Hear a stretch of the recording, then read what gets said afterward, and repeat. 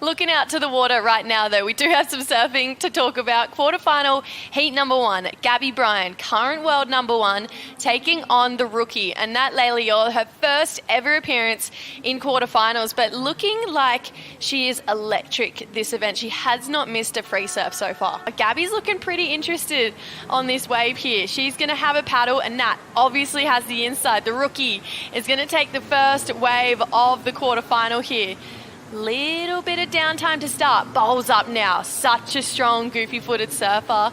A little bit caught behind through this midsection here. Pushes hard now. So much power in her surfing. Let's see how she finishes it. Goes up. She had that finish on lock over the last 3 heats. So Anat Lelior, she's going to get this heat started right now. I'll take that away that there would be some nerves here, but looking really settled by the end of this wave. Settled into this turn. You know, she definitely has that sweet rip right into the lip. Her board extends and shows a lot of length over the top of the wave, which always looks great, especially as a backhand surfer. And here, really, really tricky timing. Gets up high and just comes down. So Anat has made this heat. You know, I think she's competing at Gabriela and making Gabriela focus on what she is doing. And so with that, she's playing the games well. 2 more waves here. Okay, and Nat's taken off on the inside.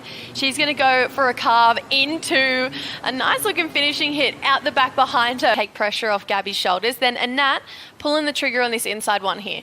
Yeah, again, so backing up her first wave here.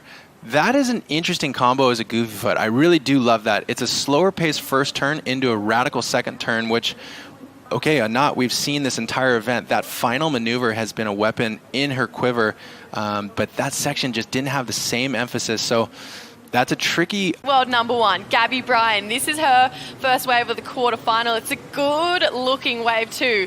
Fast through that mid part, hits it nice and convincingly as she builds speed for this inside track here. In front of the rookie, hacks it for a finishing turn here for Gabby Bryan. She waited a long time.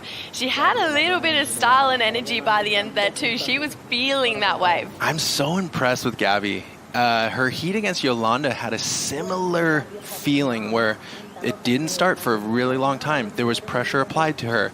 Obviously, just so sharp on this wave. Let's take a good breakdown of this wave. Well, this has a lot of advantage. We'll see it play out for a regular foot surfer. She does a great job. These opening maneuvers are huge. This turn's amazing. Right here is what I'm talking about.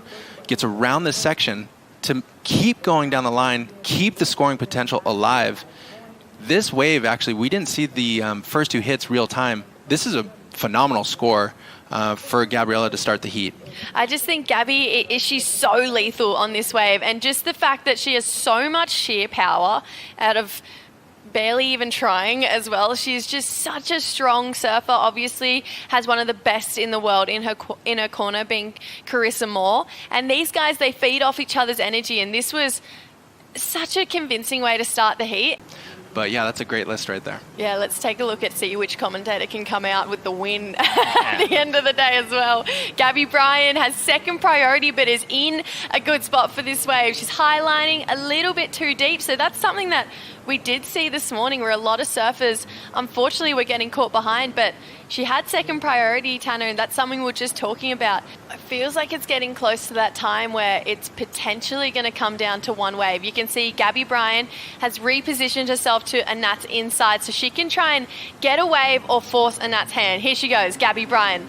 Just trying to get a backup score here. Apply a little bit more pressure to Anat. That wave, it actually had a better section further down as well. So, you know, I think it's hard some days on these finals days to think that I'm going to be utilizing small scores, but we'll see Gabriela go again. So Anat letting this one go. Wow, big opening swoop for Gabby Bryan. She is just so strong on her rail carve. Let's see what this second part has to offer. Starts to bowl up a little bit further down. Great looking check turn into this big end hammer for Gabby Bryan. Looked like a tricky read, realistically, but this turn, Jessie, is so sick. This wave, actually, in its entirety, she did such a great job.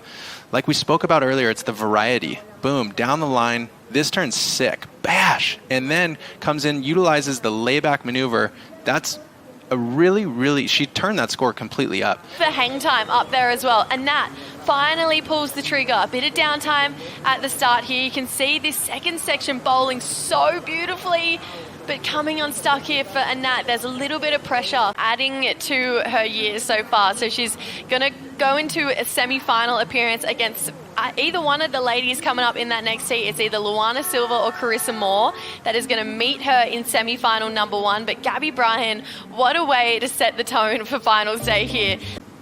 Excellent, but right there at the beginning, just talk about getting into position. This has really been something key with these long period south swells. How do you make sure you have the upper hand when it comes to the opening exchange? Congrats, Gabs. Thank you so much. I was super stoked to finally get away. But yeah, my competitor was not letting me have an inch in the beginning, which I understand. That's the game, but it kind of like fires me up even more. I'm like, okay, you want to play? Then it like fires me up to surf even better when I get my wave. But yeah, it's super slow, so I just figured I'm just going to sit in the right spot because she's just going to follow me wherever I went. So, yeah, I just sat there, and then I think I saw a set coming. I was like, hey, maybe I can get her to go on one of these little ones, and it ended up working out. But, I mean, I would have loved to go, like, wave after wave with her, but unfortunately we had a slow heat, but I'm super stoked to come out on top. In your time off, during the off-season, you worked on a lot of things that you knew that needed to be worked on. You went to Tahiti, you worked on the backhand a lot with Jason Shibata.